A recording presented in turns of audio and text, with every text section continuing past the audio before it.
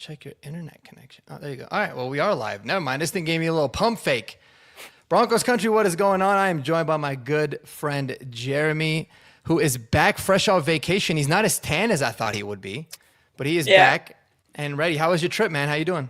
It's hard to get tan when you're getting a hurricane coming through, but no, it was awesome. It was fantastic. We went to Hawaii, so yeah, there's never even during a hurricane, it's never a bad time in Hawaii. So I did see you had a 10 out of 10.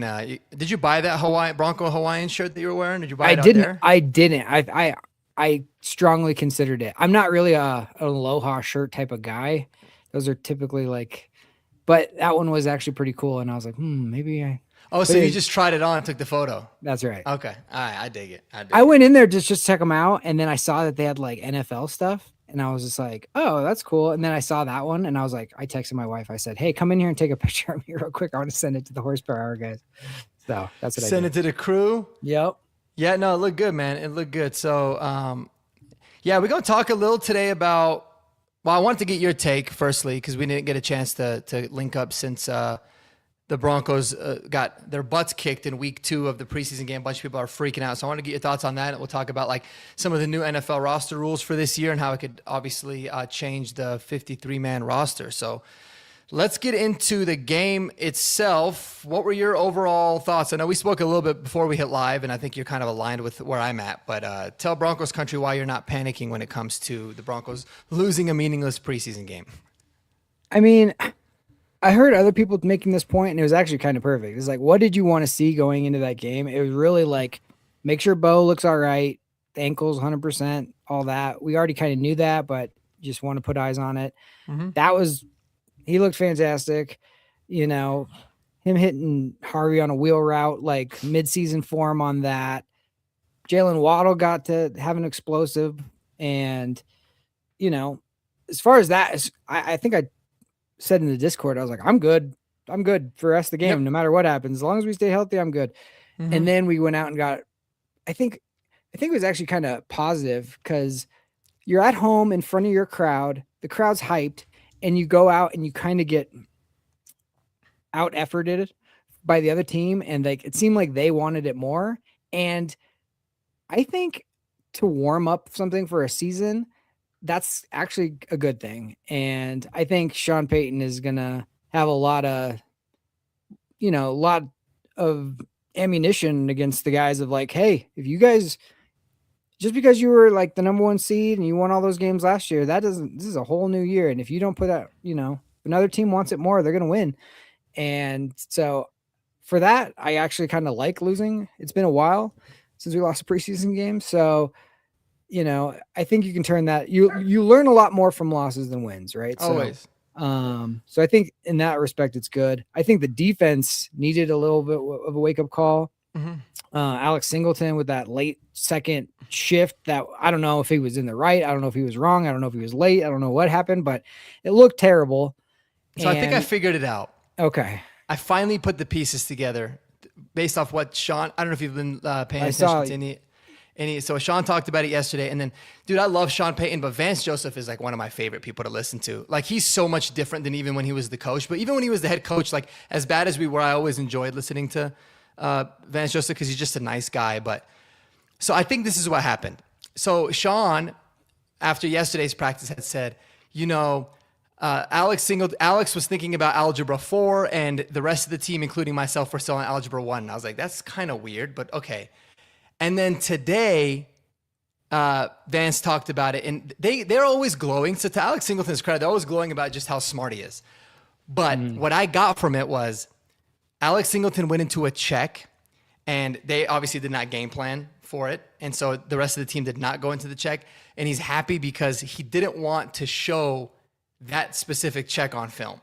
Oh, okay. So it was almost like instinct for Alex Singleton, but the other guys were like, hold on, like, what do you mean? So they didn't end up doing it. Like my guess is that they were probably not really allowing like any checks to be made. And so when he did it, everyone was like, just ignored it. And they didn't want to show any of that on film. And you know how they're really, so I think that's ultimately what ended up happening. So Alex Singleton just kind of did more than he was supposed to, I think is what I got from it. But okay, that makes sense. It was interesting. It didn't look good, but that makes sense. Yeah, no, not at all. It's because Alex Singleton did something. Alex did something completely different than what everybody else did, and it Yes. ended up looking terrible. But yeah, it was what it was. And he also gave some pretty interesting comments today. And he said, I was blown away by this. So I'm curious if you know, what down did the Broncos have most of their sacks last year? First down, second down, third, or fourth down? What do you think they had most of their sacks? I mean, typically you do on third because you're in it's a passing situation, all that kind of stuff. But for some reason, I think it'd probably be the first down for us. I don't know. Yeah, it was actually second down. Second, okay. And so that's something that Vance Joseph was like really interested. And this is why I think that kind of performance, like even though it was up and down for the starters on the defense, I felt like that was a fumble. I don't know how they turned it around. It was a bunch of really bad no calls, but whatever. But the big thing was he said it's so important for us to be good on first downs because they know how teams are gonna attack them. Right? They want to max protect. They want to get the ball out fast. They want to run outside. And he's like, we weren't good on first downs, and then it ends up our pass rush just goes away. So it's like even that self-awareness, like it's stuff where you're like, well, yeah, that's kind of obvious. That self-awareness of being like, he knows how teams are going to play him, and he understands kind of how to counter that. Because if you're getting him into 2nd and 7, he's like, that's essentially another basically like a third down for us. It's an obvious passing down, and we're gonna be able to get after them. And they got most of their sacks on 2nd down. So again, it was just cool to hear that because I feel like that's where you get a lot of insight as to why performances like that, you're going to clean them up now, is the best way to do it. So I thought that was pretty interesting. Yeah, that makes sense because if they get little to no gain on first, then they're immediately and probably passing in second and third, and that's our strength. Our run defense has been improved, but it's not I wouldn't say it's the strength of the defense by any measure. So yeah, that makes total sense. Like handle first down sets up everything else. So yeah, I think that's kind of exactly what happened. And there's so many things where it's like they went for it on 4th down where I think in a regular season game they probably wouldn't have. And there was other stuff that happened that felt just kind of weird. Like, oh, we called that not a fumble and we don't want to argue with ourselves and go back. It's not that important. It's a preseason game. It's just like so many things could have flipped one way or the other. One thing too was in that game was our kickoff coverage was terrible. Punt coverage and kickoff coverage. So I think that's something that Rizzy needs to really tighten up the screws on that for sure. That's always on the roster building where we're at right now is always the interesting part. Cause we only look at how good is this linebacker compared to everybody else? How good is this safety? But it's you really got to be thinking how much does this person contribute to special teams? Because that's really what their role is if they're going to be playing this season. So it's going to be that's where the surprise cuts come in. Yeah. It's they're going to probably, if you're even close, they're going to default to the better special teamer when it gets to the depth of the roster. So I think and it didn't look good. So you can't just take that for granted at all. So I think that's going to be under the microscope a little bit.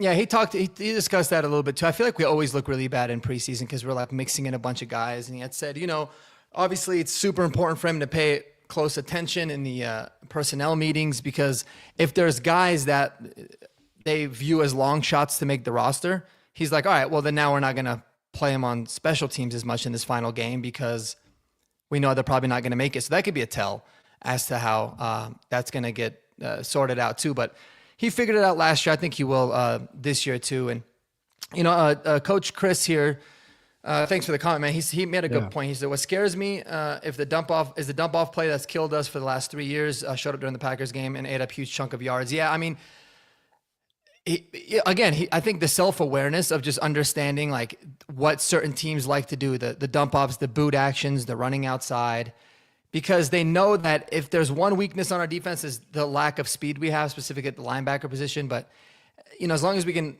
overcome those and know when to be really aggressive and know when to not overcommit, I think that will ultimately be just fine. But yeah, that's a good point there. And then he says here, Webb is supposed to have the tight ends active, but against the Packers, where the heck were they? I get it's the scrubs. Do you have any thoughts on that overall in terms of just getting any of the tight ends going at any time?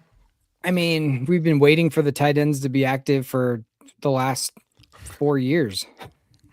So, like, That's a good point. I mean, it's not really that surprising at this point. Yeah, it's supposed to happen, but I don't. And I'm very curious if that's like a Bo like thing where he looks to them last, or if it's just they get the least separation. So I don't know. I really honestly like that was one of the things that they talked about in the offseason that Davis was going to like look to, and that hasn't happened yet. So maybe they're saving it.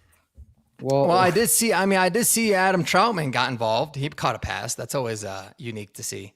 But yeah, I mean, I would say I think that there's a lot of things you don't want to show, right? And I think that's just a part of it. But then when it came to like the backups, like I wanted to see Joe Lee more. I wanted to see Bentley get involved in the pass game. The protection was so bad for Sam Ehlinger. Like he didn't even have any time at all to look at anybody, let alone the tight end. So I just think that they couldn't get to it. But I mean, the tight end situation at this point is just like, let's hope for the best and see what we got. Moving forward with this team. Good evening, Richie, man. I appreciate you.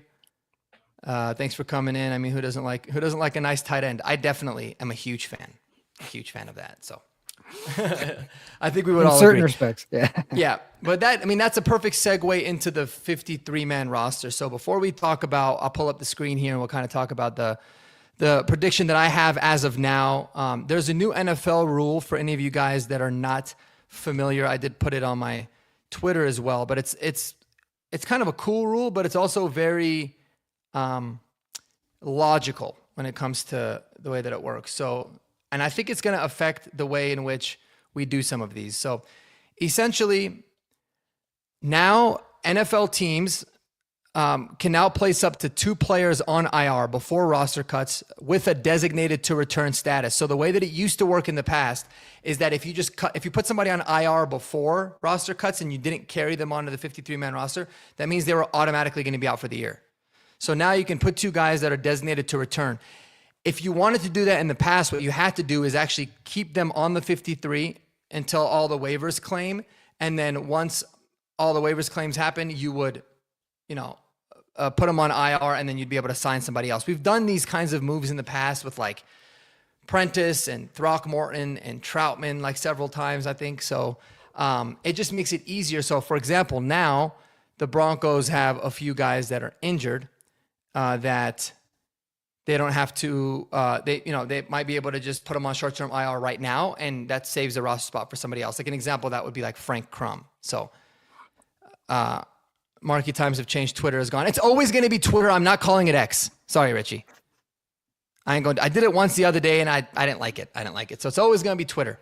But yeah, so that being said, I think that it might save some guys like Drew Sanders to be able to still get a roster spot at some point in the year. And it's interesting because some of these guys are going to be out for 4 weeks, but in those 4 weeks, you have no idea what happens. Other injuries could happen. It put other guys on IR, and, it ends up having these guys factor in quite a bit. And as we know, as we've seen guys that are on the practice squad, Lil Jordan Humphrey, Adam Prentice as example, usually end up playing a whole bunch and contributing a lot to this team. So that's a big part of it. So let's get into that. I'll kind of show you. Add to the stage. Do I like that? Are you able to see that pretty decently? Yep, looks good. All right, so this is kind of how I have the roster right now, and I have some things color coded. You can see I've got a lot of colors. I should probably take the green off, but anything on like the orange is guys that I think we would be able to put on the practice squad, elevate up to 3 times, and then after the elevations are done, we'll probably find a time to put them onto the 53. And then the red means guys that we can short-term IR. So Taylor Rapp is someone that I have on there as an example because we just signed him, but he hasn't practiced yet. I know he's coming off of an injury. So that could mean we could carry essentially 5 safeties, but 4 of them available for the first 4 weeks, and then move Taylor Rapp in accordingly. But let's go through the quarterbacks first. I have it as Bo Nix and Jarrett Stidham. If it's Sam Ehlinger, that's fine. Do you think they keep 3, or do you feel like they're going to go with 2? It only depends on what they promised Ehlinger. Like, Ehlinger stuck around for some other stuff, and I don't know if the deal with him is like, hey, we're going to keep you on as emergency, but we're going to be moving you back and forth, blah, blah, blah. That's what I'm thinking is probably going to happen. So I think they'll probably just have two. When you have someone that on board with your Mhm. team, it seems like that would be a logical guy to do that. Yeah. Because he's Whereas, vested and he can pick wherever he wants to go, so he can stay. exactly. I don't know if I think Stiddy might, if we did cut him, might probably want to go get other opportunities, or at least would be, you would think, a little bit more sought after. I don't know why. But yeah, keeping 3 just makes it hard, man, because of how deep this roster is. Yeah. So I got him going with 2 there. And then I just got him keeping 3 running backs with Prentice on the practice squad elevated up. Do you think Bidet or McLaughlin or Cody Schrader make the 53 ultimately? I wanted to see more Schrader personally, but yeah, I mean, I know they love Bidet. I know that McLaughlin's kind of like, they talk about how much of like a locker room guy and important spirit guy of that room and all that stuff. But yeah, it just seems like, I mean, those 3 you can put in pen for sure. Like that, they're in. It's just how many extras. I think it's just going to come down to the math and all that kind of stuff. But I would bet on 3 there. But it would be, those are going to be the most interesting cuts, is Bidet and McLaughlin. Yeah. Yeah, I think so too. And I think between those 2, you could get one of them on practice squad. It's most likely going to be Bidet. And then same with Cody Schrader too, who I think has probably looked the best of those 3. It's not really saying much, but I've liked some of the stuff that he could do. But yeah, we know it's going to be a 3-man roster. So that'd be 3 running backs on the main 53. The wide receivers, I think that's pretty much penciled in, or I guess you could write it in pen. Lil Jordan Humphrey might make the 53, but I think he's someone that will ultimately contribute quite a bit, but he'll probably be a practice squad guy too. Would you agree with that? Yeah. I mean, I was thinking like, it just depends on if they want him day one for practice squad or for special teams, that kind of stuff. But the other guys, unless they make a move there, or like a trade that comes out of nowhere or something like that they did with, last year. But I think that's pretty solid right there. Yeah, I would agree with you. I'd say somebody that was big for me that I think really caught my eye, and the coaching staff, is Cameron Ross. Mm-hmm. I think he could make it, and you could still put Lil Jordan Humphrey on the practice squad. Let's just do that for the sake of argument, which would mean we'd have to probably cut somebody somewhere. Okay. And it could be on the tight ends, because I go back and forth of, do we keep 5? I think we keep 5. I don't see Jolie or Bentley not making this team. I think Bentley's shown a lot as a blocker. Jolie's obviously just more of a developmental year.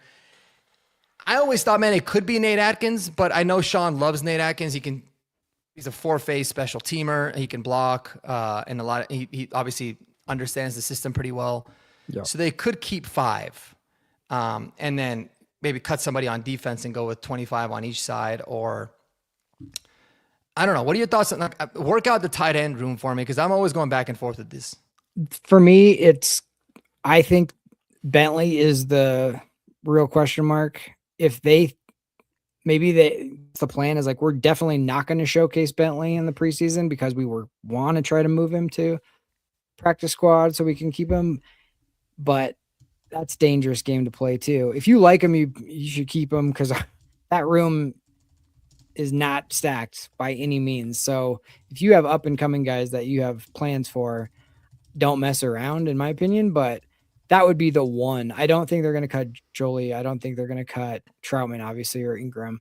Atkins, just his versatility is just so valuable. Yeah. And he's a gamer. Like, you can make the argument he was the best tight end for a lot of games when he was healthy. So, not saying much again, but no, I agree. No. And again, like, I just feel like what I've seen from Bentley in terms of how good of a blocker he's looked to be, like, I think that the passing game upside's there. So I could see him replacing Nate Atkins, but yeah, I mean, I would agree with you. I feel like Bentley might be the biggest question mark, but yeah, I think it'd be tough to see him, because I feel like if you moved on from Bentley, he'd probably get claimed by some team that just wanted to bring in some more talent. Whereas Nate Atkins, he might get claimed too. I don't know, unless they have an understanding with him that he'd go on practice squad. So yeah. So we can keep 5 there. 9. I got 9 offensive linemen. I think that's what we've done basically every year. Okay. But this is where it gets interesting. Like, So Frank Crumb's been hurt. He got injured in the last game. It doesn't seem like it's overly serious, but he's someone that you could, move down and you could put him on short-term IR as well, right? So if you put him on short-term IR, that would leave 8 total linemen. Now you'd probably carry somebody else like a Throckmorton or something. So yeah, Throckmorton or Pert, which he hasn't looked great, but who I actually like the most of all of them is Ortega. Yeah, and he's gotten a little more run too. Yeah, because he can play some center. So just as an example, you could do that. Palacho could play either tackle spot. Casey, if you needed to, could probably play tackle. Matt Pert would make sense, even though I think he sucks. Or Throckmorton. So yeah, I just know that they like him. That's the thing. Mm-hmm. So that one is going to be the most. I think that position right there, that last offensive lineman, is going to be interesting to see who they go with. Yeah, and it'll be interesting too. Like, do they go with 10? Right? I don't think they do. It just almost seems like overkill. Yeah. But I mean, they could again with that short-term IR spot, whether they used it on Crum or they used it on Forsyth, who's also injured. I think that could that could kind of mess some things up a little bit too. But I mean, we'll see. Throckmorton, so yeah. Yeah, absolutely. And Throckmorton's someone that like Sean likes. He loves like being with Sean, so he could be another one of I think last year he was on the practice squad to start the year too. Yeah. So we could just do that same thing with him. It'll be kind of easy to do it. So, but Gavin Ortega's really stood out to me. But I mean, at this point, if things kind of went this way, even if we put Crum on short-term IR and put Ortega in or whoever, that's still one extra guy. Do you think we go with 7 D linemen?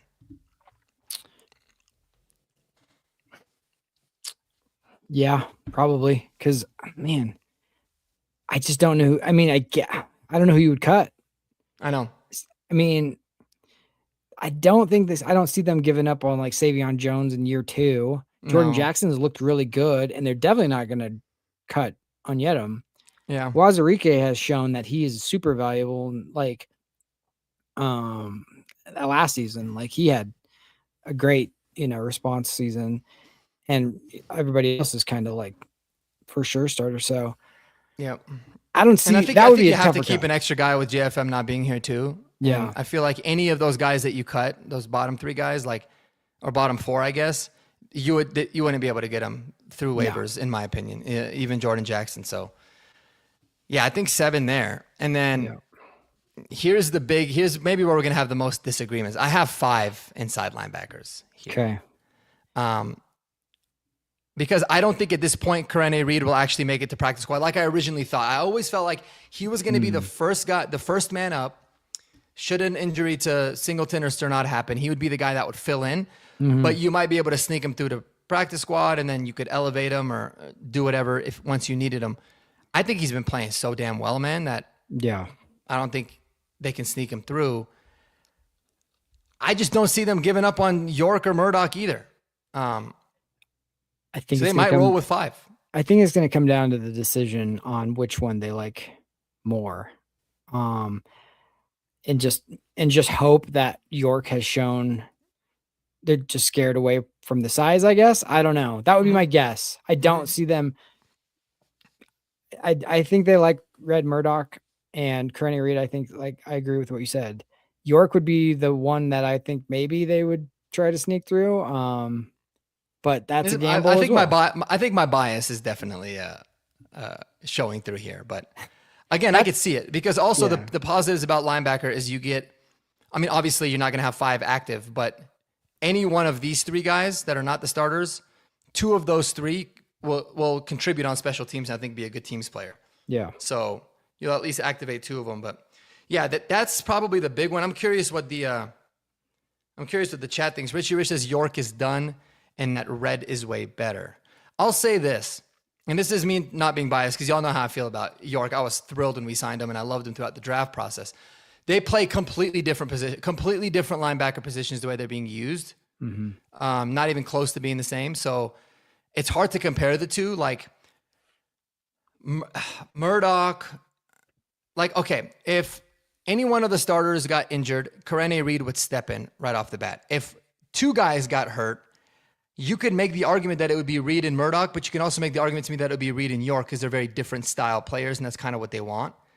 York's going to be a lot better at covering in coverage. Red Murdoch's going to be more your. So I could see it going either way. I would lean that it's going to go Red and York is kind of bubble guy, but yeah, that's just what I've seen so far. No, but I feel you on that. I think that that makes sense. So we could probably do something. I'll still keep him on. Yeah, but let's do maybe it'll be more like, I don't know. He'll be bubble on the bubble. We can keep it there. So in this case, I think the edge room is pretty much set in stone. We signed Ron's. Was it Rob Stone? I always keep forgetting. Ron Stone Jr. Ron Stone Jr. today. He could be like the ideal practice squad guy. He came in. Maybe he has some loyalty. Corners, I think we're all set there. Someone had made, I think it was Coach Chris, that had talked about Barron not looking good. I would tend to disagree. I thought Barron looked really good. He gave up that touchdown, but that was just kind of like a really great play by the offensive guy. I thought he had really good coverage. I think he's fine. I think Chris Abrams-Drain's a stud too. But I think we're good on corners. Do you have any thoughts on the comment or on the cornerback positions? Do you think there's a chance we go 6? Yeah. Who would be the 6th? Reese Taylor or Brent Austin, most likely, are the next 2 guys up.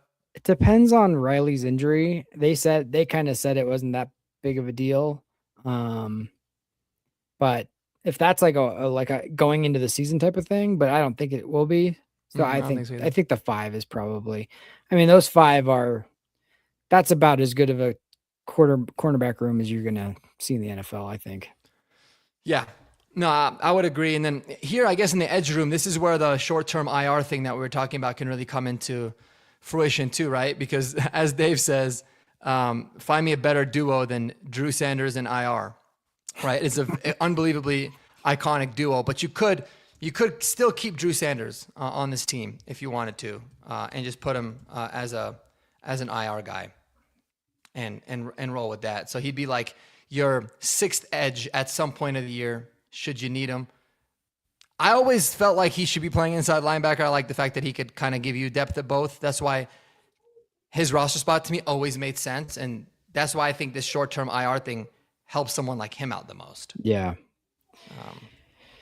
I mean, so I guess we'll see. It's just like, it's like this guy that's like, I can't believe I'm spacing on the name, but what's the wide receiver that everybody wanted for so long? And it's like, it's gonna, one day it's coming. A.T. Perry? A.T. Perry. He's the A.T. Perry of like the defense. Like just I know he got cut too. He got cut too by the Steelers. Yeah. So he's actually available. A.T. Perry's available. Oh, don't even start down that train again.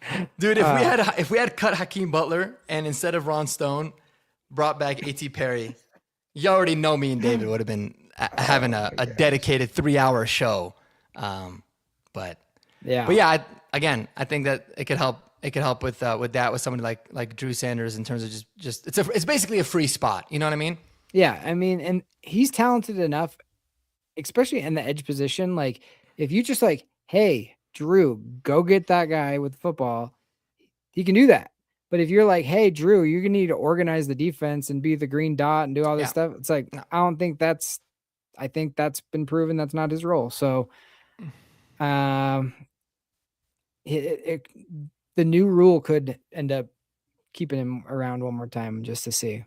Yeah, I could save his butt, man. Yeah, we'll see with him. And then that's where it also, I thought about Taylor Rapp right off the bat because he hasn't practiced since he's been with the team. I don't even know what freaking jersey number he's wearing. But it almost makes me think the reason we signed him was to have depth safety because we weren't super happy with our depth, but we also felt like he still probably needs some time to get right, and you can short-term IR him, go with the depth that you have now for the first 4 weeks, and then after that, if you need to figure it out.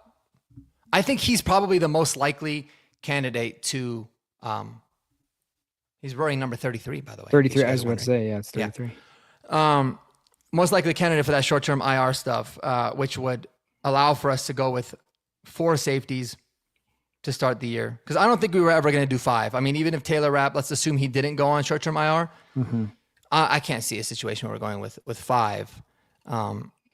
So it's like you're going to lose JL Skinner or Devin Key, and both of those guys are really good special teams guys. So it makes it a little tough there. So help me work out the safeties. Okay, so the big curveball with that is Miles Scott, because I think they really like him. I think that he had a lot of ties with the Illinois and people talking him up from the draft process. So that's the one where I think they could go 5. If there's enough on the street about him being a great, I remember he's only played safety position for a few years. So if you're looking at like, oh, we might not keep Brandon Jones after this year or somebody like that, then Miles Scott, I think, is a contender to stick, and he could play special teams as well. I think they just liked Taylor Rapp, and they just wanted to like, hey, he's available. Let's just bring him in and let's see, and like let's sign him and stash him. I think that's exactly. But Miles Scott is the guy I think that I would be slightly surprised, or right, I'd be relatively surprised if they cut him. Yeah. Interesting. All right. So if that's the case, if we do that, right? So it doesn't really matter like which concoction of 5 safeties you have. If you did have 5 and everything else is on the roster like it is, we would still need to cut 2 guys. Okay. So where would you cut? I mean, are we already cutting Prentice and Humphrey? Yeah, that's not including Prentice and Humphrey. Okay. They're not taken into account. Cameron Ross is in this particular case though. So. And the guys in red are obviously they don't count towards it. Exactly. So I would go York, and that would be my guess. And I'd hate to do it, but I don't know if I would do this, but like what I think they would do is try to sneak in Bentley, probably. But I would maybe cut Atkins and bring him right back if you're got kind of an understanding. Yeah. If you're worried about that, then go the other route. And so you like the 6 receivers with Cameron Ross? I guess you could go Ross too. That's the other one. Makes sense. I just think I know some people like fun. It's like a puzzle. You know what I mean? Yeah. It's just I guess Ross is a little older too. So maybe there would be less interest, but he's popped a lot. So yeah, I guess that would be the other one too. I would probably actually, now that you bring up Ross, I would probably do that over trying to mess with Bentley, unless you have like Atkins and you're like have an understanding. We're gonna bring you right back, but that would be I would probably go Ross. But that's why I kind of feel like that's more likely to happen with an Atkins, right, than a Bentley. Definitely, Bentley. Because with Nate Atkins too, because he's a vet. Yeah, he doesn't even have to go through waivers. No, they can just come right back. They can just wait. Yeah, you can just have an understanding with him and be like, "Hey, dude, like we're gonna get you on the practice squad, and you're gonna get elevated for the first 3 weeks, and then we're probably gonna get you on the 53. But it's just a procedural move." Yeah. Cameron Ross reminds me a lot of that guy that we had in camp last year that we really liked. He had a Courtney Jackson. And I think that they felt confident they would be able to get him on practice squad. He chose to go to Seattle, actually got himself a ring by doing that. So they could maybe be a little nervous that that's not going to be the case with Cameron Ross. But again, we're so deep at wide receiver, it's not like he's going to play anyways. So it would be a special teams type of thing where you don't, Mims is a little banged up and you want Ross back there to return kicks. But I know people like Katz's. I just don't see his versatility as much. It just seems like for this team, like having just a strictly specialist that you got to carry on the game day roster is going to be tough unless you're like,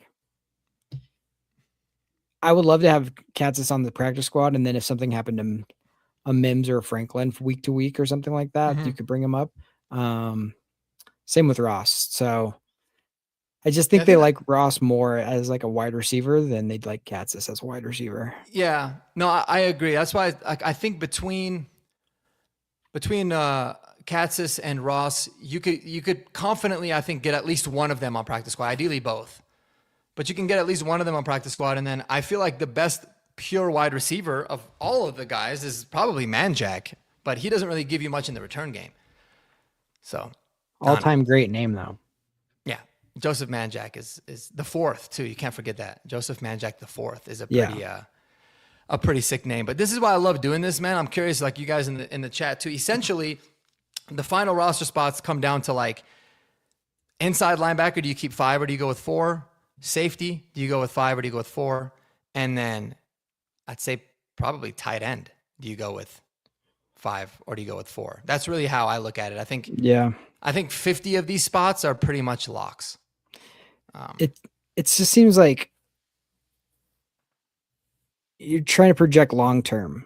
You're trying to develop, but also have depth. So tight end, you have 2 guys right there in a Jolie and Bentley that you probably really like that you brought in that's shown potential.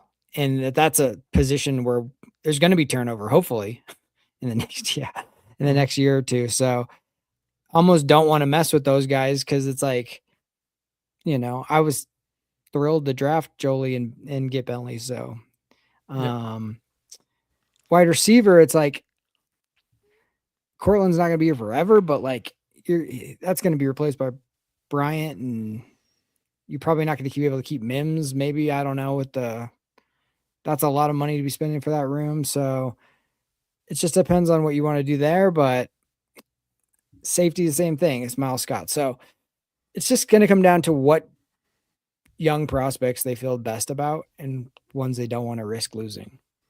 Yeah, and I want to like say something that this is where it becomes really fun too, because it's always interesting with like players. Like it's this is why it's like such a puzzle, because there's so many different like variables to it. Like, you might like a specific veteran player in the short term more, but you value another young guy a lot for the future, and you love the developmental traits. You're gonna go with the young guy, and then get the older guy on the practice squad to be able to kind of do those, what they call them, like roster gymnastics, right? It's like something that I think you'll see with Nate Atkins potentially, maybe Throckmorton, but he's probably just more of a guy to stay on the practice squad. Little Jordan Humphrey's been that. Adam Prentice could be someone that, sure, they could certainly have him on the 53, but you don't have to. And I personally think that they love, it's just I don't have obviously any knowledge of it, but I just feel like they love Gavin Ortega. And the reason is because they always talk about versatility being so important. This guy's never played center his entire life. And in his first game in the NFL, he plays center, like 38 snaps. And he looked good, man. Like, he looked very solid. I've only seen him really have like one bad play.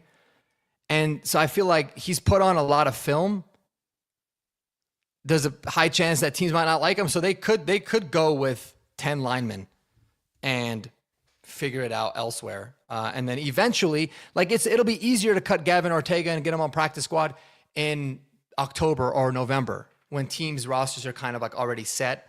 That happens fairly often. But like in the initial start of the season, it's probably going to be a little bit more difficult. So there's always, a bunch of different things that you got to consider too. But yeah.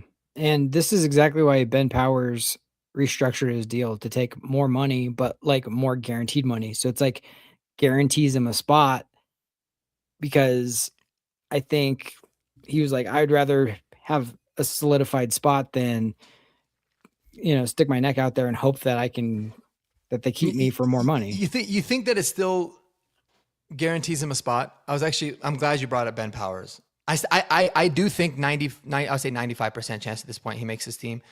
But technically, it just makes his contract easier to trade. And if we did cut him, we would just pay him out still. We'd still save money against the cap, but he still get that money. So do you think that there's any chance we move on from Ben Powers? I probably not, just because like of where this team is. This team is like, we're past the stage of, we're hoping to make the playoffs. We're hoping to win a playoff game. We're now like essentially in Super Bowl contention window right now. Like that's the expectations that this team is in this season that we have not been in a decade. So I think for that reason alone, that when you're doing the roster stuff, that's the only time that they might not gamble on a young guy that has a lot of promise, that they'll go with a veteran over it, because it's like you're in the win now window. You're not in the building window. So for that reason, I do think that they would probably stick with Powers. They did guarantee him more money by doing that. And he's been, okay, solid. And he was dog shit last game, but he's usually always bad in preseason for some reason. He's seen. I don't know what if they're asking. I only mention it like because I feel like, okay, the Broncos, they wanted to give some guarantees to be like, hey, worst case scenario, we can still keep you. Everyone's happy. He's a solid starter. In case maybe nobody popped out. Now, what I've seen from KH Casey, I've been extremely impressed. I thought he's looked phenomenal at left guard. I think he's only going to get better there. I think he's could be a starter. I don't know if the coaching staff feels... I feel like they probably feel confident enough that KH Casey could be the starter, but then you're really thinning out your depth there too. So exactly, it's like it really depends on how the coaching staff feels about it. And I think if Ben Powers were to not be on the team, it would be because you're getting some sort of an asset in return. I don't think it would just be like a flat cut. Agreed. Yeah, but I certainly don't think it's an absolute lock with Ben Powers, but more likely than not, just because like if Gargiulo came back and he looked good, and then KH Casey looked as good as he did, and you feel like, all right, you've got some really solid depth there, and one of those guys can start, then I'd say maybe. But it's just all the timing is so funny. Like they put Gargiulo on IR or on PUP or whatever, and then that's when they looked at the Ben Powers thing too. So it's like those things were so kind of tied in. I think they kind of triggered each other. I just feel like this offseason and this whole year is about continuity.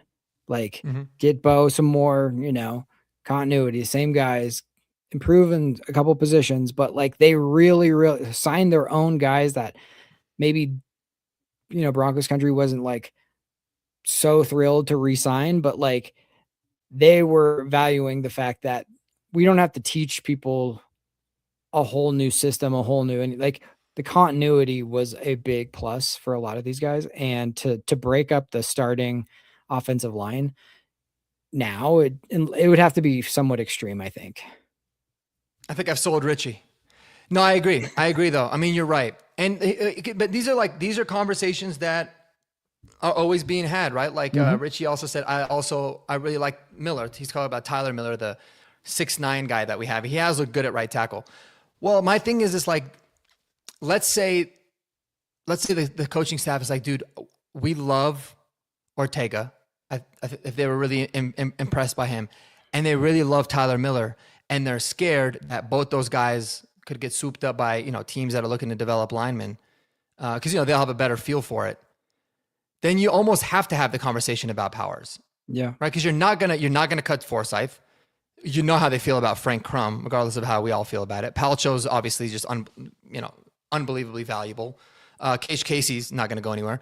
So it's like, if they love Ortega and they love Tyler Miller, just for the sake of argument, that's 11. That's 11 guys. But you know what I mean? You use the word love. They have to love him. They can't really like him. Exactly my point. Like they love the potential, or they love, like, man, if they look at it like, and I don't know how I'd feel about it, but if they were like, we view Crum and Tyler Miller as the future starting tackles for this team, which I'd be like, maybe you guys should draft one in the first round, then they're not going to want to risk, moving on from Tyler Miller or Gavin Ortega. And then it becomes like, holy shit, that's, again, that's 11 dudes that you have on the roster, and that's way too much. So this is why it's fun, man, because we're just kind of spitballing, but I think the way we had it is probably pretty correct. More accurate. You would think, but every year you're like, oh, I didn't see that one. I got that wrong or whatever. We all have our guys we personally like that always influence these types of things. But like, I don't know if maybe they love Katzis more than they love Ross. And I don't know that, but like Yeah. you just hear what you hear from the people that are attending the practices about what people look like. And then you just take that as, gospel and you go, oh, this person, they mentioned this guy 4 times and they've only mentioned this guy once. So that means this, you're going off of breadcrumbs trying to piece all this together. We're not in any of the meeting rooms. We don't know these people's personalities. We don't know their work ethics, any of that stuff. So from what we have to go off of, that's what it seems like. But Yeah. that's what's always interesting about Sean loves to basically like tell you after the fact and be like, I was being really quiet about this, but actually I really love this. You know what I mean? He'll tell you, Mhm. he likes to brag about how he tricked people. So, it will be interesting to see kind of the math. And uh, here's going into that third preseason game, like who they play. Do you think is a good indicator, or do you think that they're just not gonna? Sean seems like a guy to me. I guess my question is, Sean seems like a guy to me to almost hide his people that he likes as opposed to like display them sometimes. Yeah. Yeah, no, I would agree. I mean, I know I feel like they tried to display Alberto Cuebunom. That was with Sean, right? That was Yeah. his first year.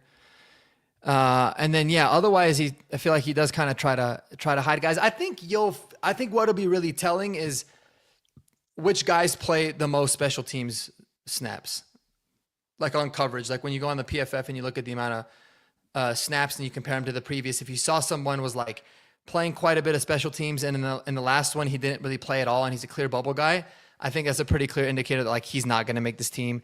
And the guys that were playing a lot of special teams, they might. You talk about like these last few guys, but otherwise, yeah, I don't know. I don't know how it's gonna pan out.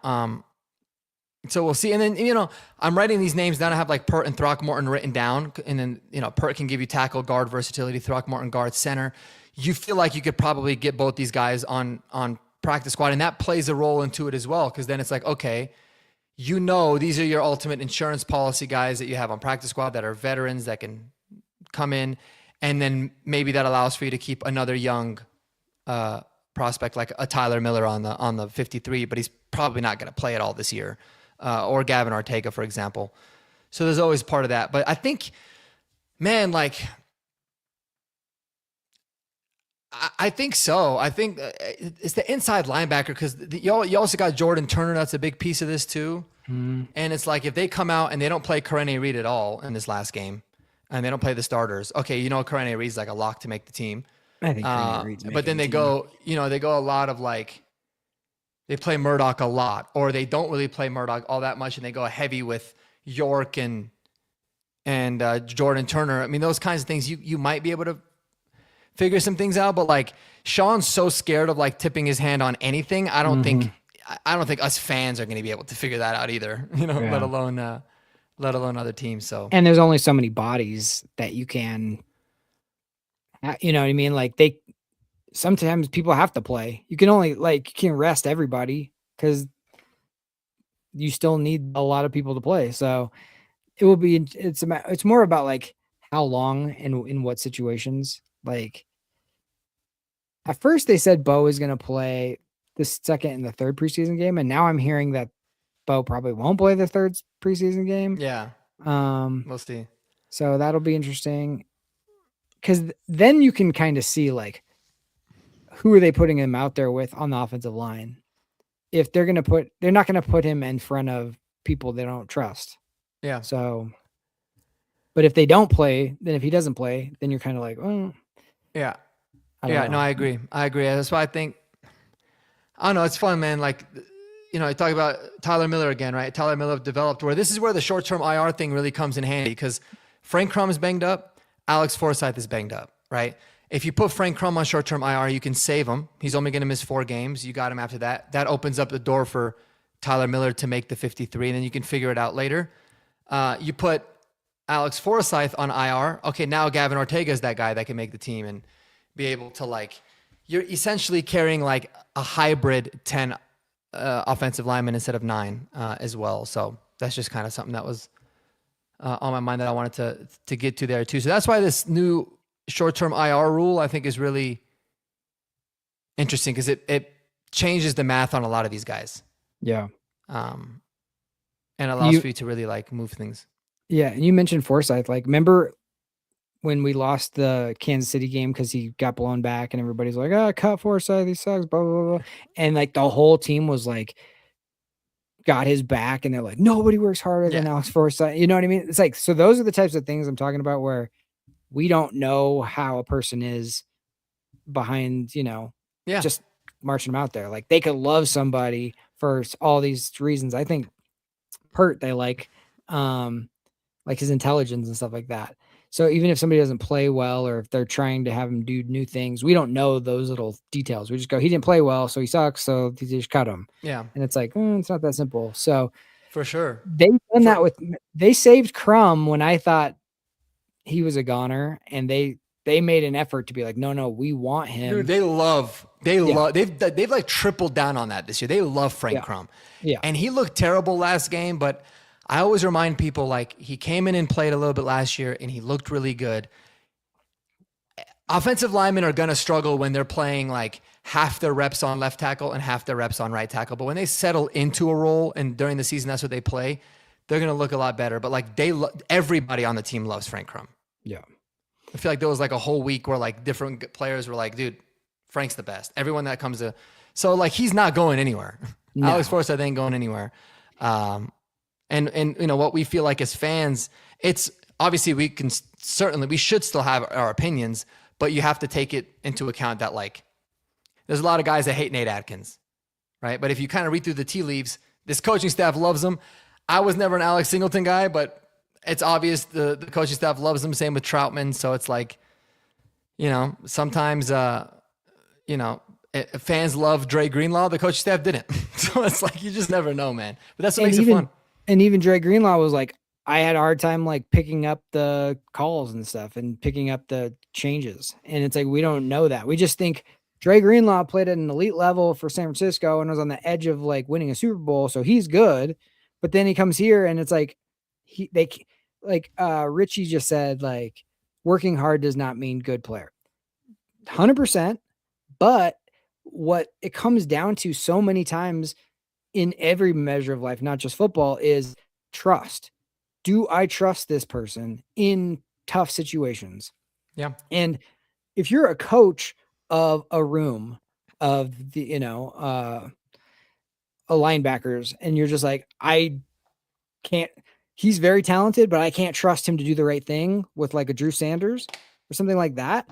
Like you're going to err on the side of maybe the less talented person because they're going to be in the right position at least. And they're not going to make you look like you're a bad coach because you said you might have told them over and over and they still didn't get it or 100%. Whatever it is. So 100%, dude. Every time they talk, if you watch like Hard Knocks or any of that stuff, they always talk to the position coaches, and the position coaches will give you, they're never like, this guy's more talented than this guy, so we should go with him. They never talk like that. They always talk like, this guy comes in, he's got his head on straight, he does the right thing. I tell him, you know what I mean? Like that, it's always those type of reporting, not everybody can see you. Like you're in the room because you're talented mostly.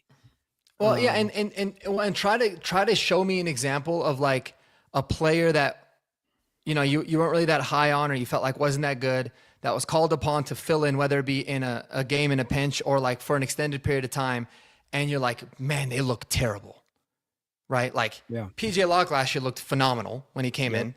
When a lot of people were down on him after we found out he broke his back, we kind of gave him a little bit of grace. But like, Frank Crumb as a rookie was struggling. And then second year he looked better, but then when he was called upon to come in and play like meaningful snaps, I thought he looked great.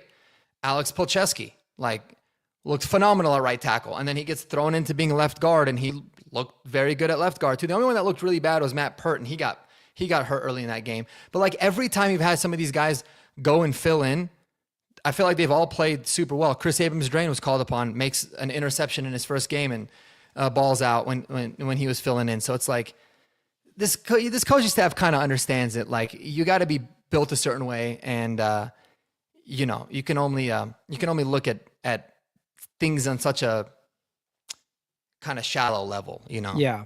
And the one time that I can think of where it didn't work out, which was surprising, was when Riley went down 2 years ago, and then they had the veteran guy come in instead of, like, the young and I can't remember who it was now, I've, like, Levi blocked it up. Wallace, Yeah. And I was just like, who you recently would retired. and you would think that guy would be the most trustworthy and in the right spot, and he was just getting absolutely, killed because it was like he was I guess I don't know if it was the twilight of his career and he was too slow or whatever it was at that position, but that is one time when they went with the vet that was like, "Ooh, they shouldn't have. They should have went with Yeah. somebody with the, That's a good point. You're right. And it's funny because if I remember correctly, that was that 24, right? Yeah. I feel like he played earlier in the year and he looked fine. He looked fine in preseason too. He did. He looked good in preseason. He played a little bit. Oh, it was that. Yeah, he played like a bunch of snaps against like New Orleans earlier that year.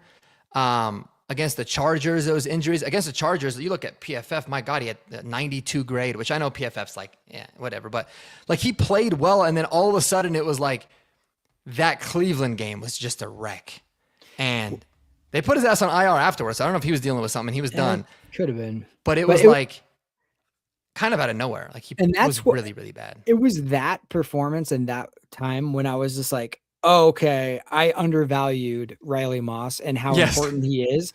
Yes. Not just Riley Moss, the person and the player, but Riley Moss, the second wide receiver opposite of Patrick Surtain. Like how much of a target that is. Mm-hmm. Because if you don't have somebody, I mean, I would call Riley Moss rock solid as far as like, yes, he's maybe going to, he's had his interference issues and that kind of stuff, and they picked on him and all that kind of stuff. But for the most part, like, I don't know a lot of people that could have dealt with being opposite Patrick Surtain, being the number one target for every team that's coming in and playing like a goldfish where he's just like, yeah, I just got burned, or yeah, I just got called, but I'm going to go out and the next rep's going to be good. And that's exactly what you need right there. And I feel like Wallace just like exposed that so much to me that I was like, oh.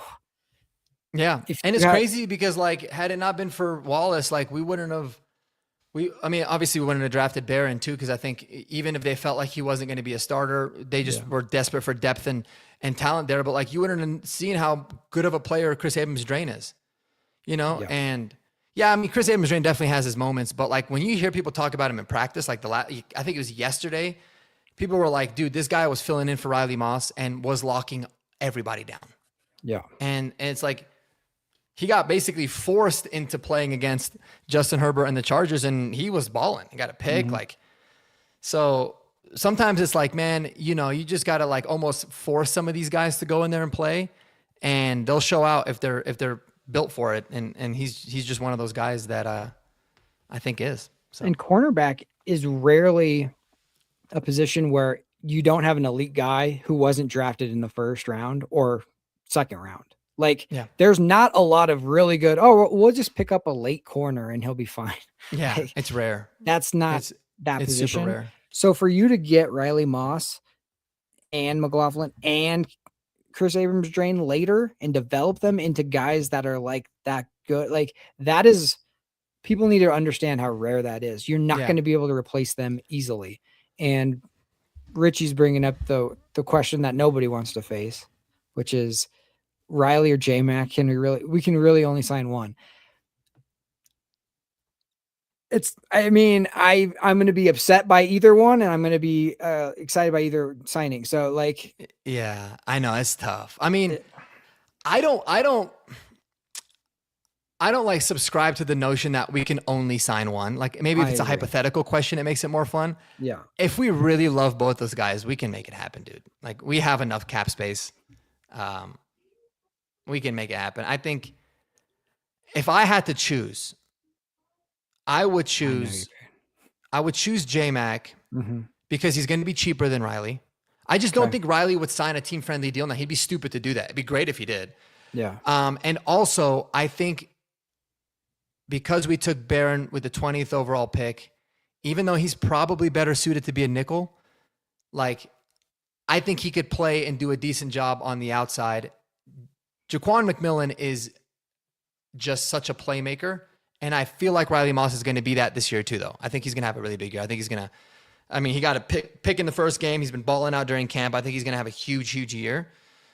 So yeah, it's tough, man. It's tough. I just think you probably go with J-Mac because it's cheaper. Yeah. I mean, but I think back to the 2015, it was like Aqib Talib, Chris Harris, Bradley Roby. You had those three, and that's why there was a no-fly zone. And on our team, Barron isn't one of those three. Like right now. No, and again, I think he could be a baller at nickel. I think he's probably better suited to be a really good nickel anyways. Yeah. Because he's very good against the run.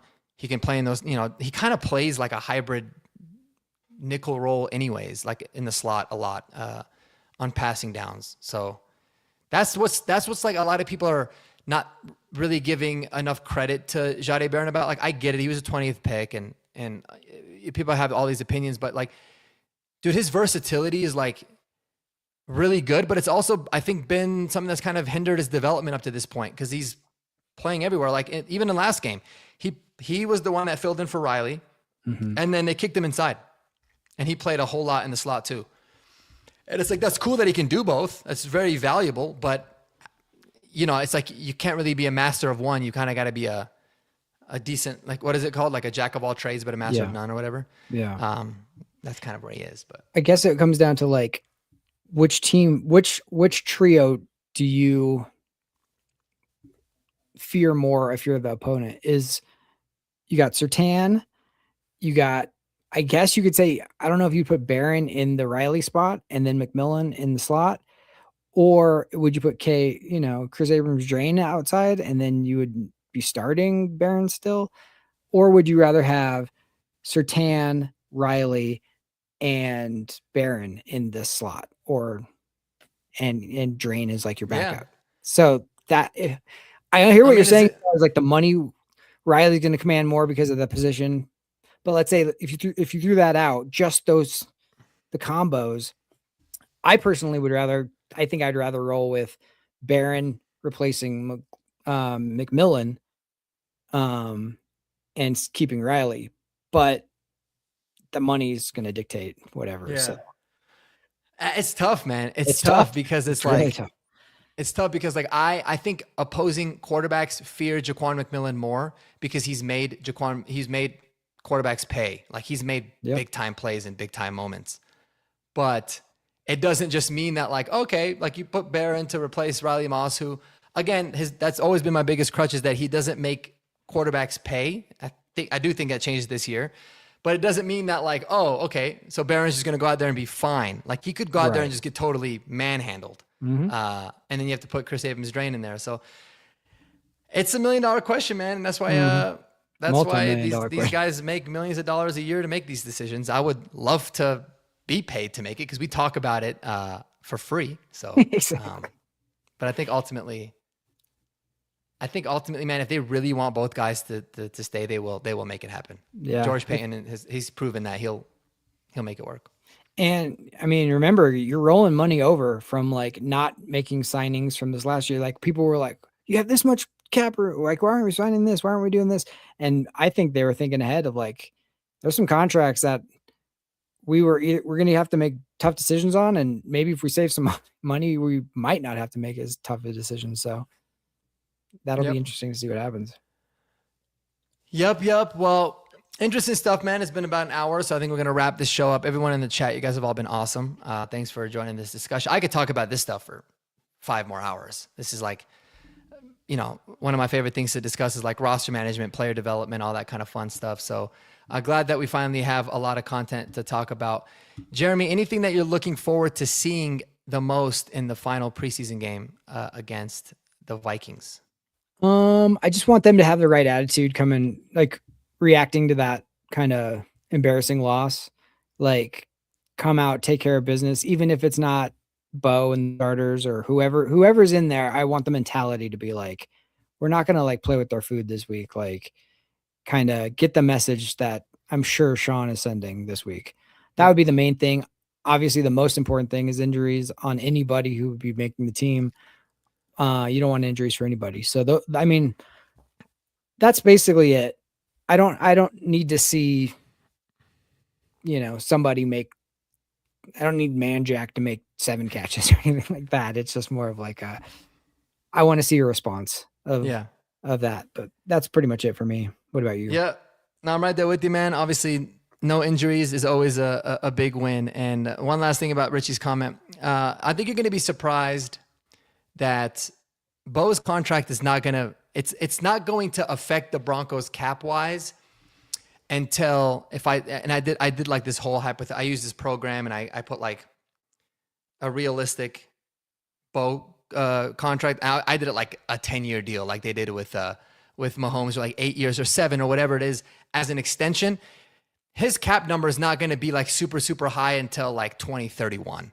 So even if we sign Bo to a massive contract next year, you wouldn't feel the effects of it for the first couple of years anyways, because it's just going to be an extension off of his rookie deal, which has got to finish out. And then you do it after that. You can even put the 5th year, what is it? When you pick up the 5th year option, you can factor that into it as well. And it's not going to be nearly as deadly as people say that it is within the next 3 to 4 years, for sure. So you can, by the time his contract is hitting hard, you can restructure it. You might have guys that contracts are expiring anyways. Like you might have the last year of Riley's deal or McMillan's deal or whatever. So there's a whole lot of that. And when you have the richest owners and let's say you did a 10-year deal and you did $150 million signing bonus that you're spreading out over 10 years, that's where you're going to notice having really wealthy owners the most is with those massive historic contracts, because you can just push that signing bonus money over the course of the 5-6 years and offset a lot of that too. So yeah, it's great. It won't be that hard. Cool, man. Well, appreciate you tuning in, Jeremy. Hopefully we'll get a horsepower hour episode. I think we're going to work on trying to get something maybe tomorrow. But if not, I think we can consistently expect to have those throughout the year as we get closer to it. So appreciate you tuning in. Everyone in the chat, you guys have been dope. And y'all have a good night, man. Go Broncos. Go Broncos. Peace.